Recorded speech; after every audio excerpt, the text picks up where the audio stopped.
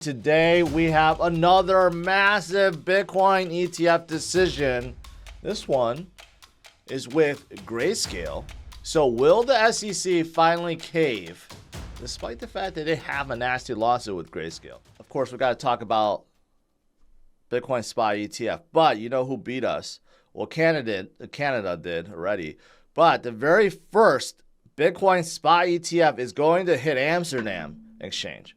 Okay, so this is the very first one going live after a year of planned launch. So those of you guys in Amsterdam will be able to buy the very first EU spot Bitcoin ETF. Now, of course, this is massive, but not nearly as massive as the ones that will be coming to the US. Okay, but it's a step in the right direction. We do have spot Bitcoin ETFs already existing in Canada, very low volume. I think we have some in other countries too. I don't know which ones, but you know, we're going to get them in Europe, and pretty soon we're going to get them in the US, and that's the major thing. And in case you guys are wondering, why is the US spot Bitcoin ETF so important? Because that's where all the money is, okay? Wall Street and the trillions of dollars of assets that BlackRock and everyone holds, they're all based in the US, right? So the money is here. That's why it's so important to get a Bitcoin spot ETF, and not just one, many of them. But today will be another decision day. Grayscale, this is the second or third expiration date, I guess, for Grayscale. They want to convert their Grayscale Bitcoin Trust, GBTC, into a big, giant Bitcoin ETF, okay? And they keep getting denied, and they don't like that. They don't like the SEC either. They don't like Gary, so they sue the SEC. But, you know, they have reapplied. So before the next ARC deadline, Grayscale comes first. In fact, that first is, today, right? So will we see a spot Bitcoin ETF? Will we see the SEC change its mind? I don't know. If I had to guess, probably no. It won't come today, but who knows, right? Gives us hope. But the next deadline is, I think it's in October, right? Again, this is, it doesn't really line up with ARK and BlackRock's and everything. ARK's is like 2 months ahead of BlackRock and everyone else's, and this is like a month or two before ARK's. And this is different too, because this is converting a trust into ETF. And in case you're wondering what's the difference between a trust and an ETF, the trust is basically Bitcoin goes in and can never come out, which is actually, if you think about it, a good thing. And basically, the trust was made to benefit the institution people because they can buy at a discount, okay, and then sell at a premium. That's how it was before. But since the discount or the premium has turned negative, institutions actually don't want to buy at a discount because you could buy on an open market for less than we could buy from Grayscale, right? So recently there has not been a lot of Bitcoins going into trust because of that reason. Now, if this is converted to ETF, then it's more free flowing. Grayscale then has the power to not only add but subtract from it, right? So if you think about it, a trust is actually maybe better in this case. In this case, the Grayscale Bitcoin Trust may be better than a Bitcoin ETF. But overall, there's many benefits to ETF. That's why they're trying to convert.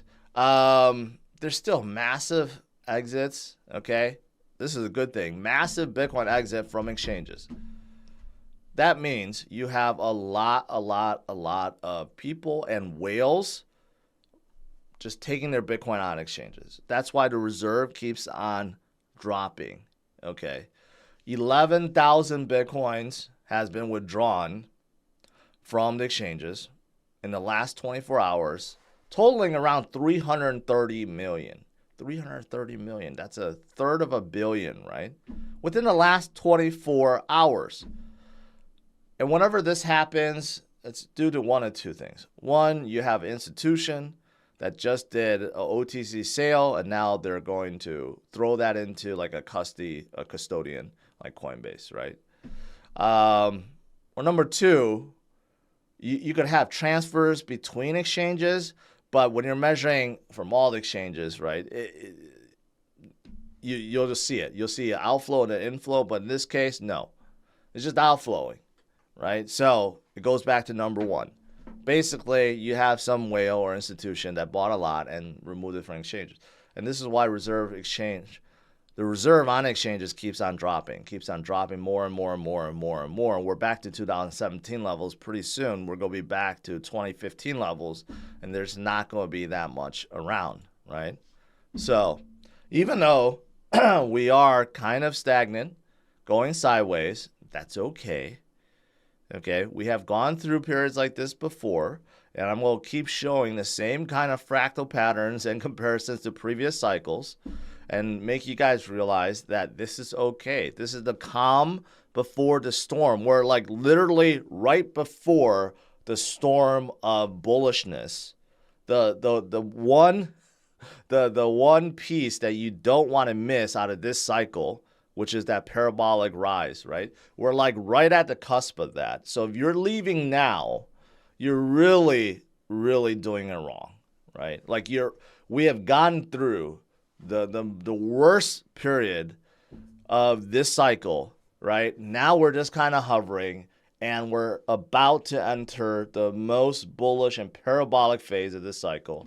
And if you leave right now, you're going to hate yourself for that forever. Okay, just like all the people that you talk to that say, well, I could have bought Bitcoin at 100 or I could have bought it at 1,000, right? But now it's too expensive to get in. You're always going to meet people that'll say the same thing. Oh, I could have, should have, whatever. But they never take any action, right? So you don't want to be one of those people. And you certainly don't want to be in it and then out of it right before. Then you're really going, that's even worse, right? Because I've been telling you guys. I've been telling you guys what's coming, and you guys will see. You guys will see. Those of you guys that haven't lived through a parabolic rise, it's unlike anything else out there, right? And that's coming in 2024. And still, in 2023, I think there's good things coming too. You know, Joe Squawk was talking to the former SEC chairman, Jay Clayton, talking about bonds and Bitcoin.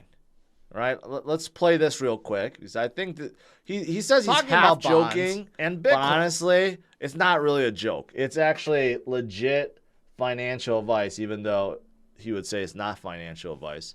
Let's play this. You know, from such a different generation. Should she be? She's got plenty of time. She's young.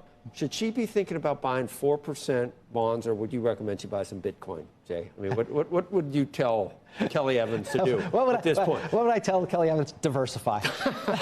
That's what I would say. Diversify. I'm kidding when I say don't buy a 2-year note, buy Bitcoin. Sort of kidding. I'm sort of kidding, but as you know. Let's be clear. Okay, so that's all I want to play.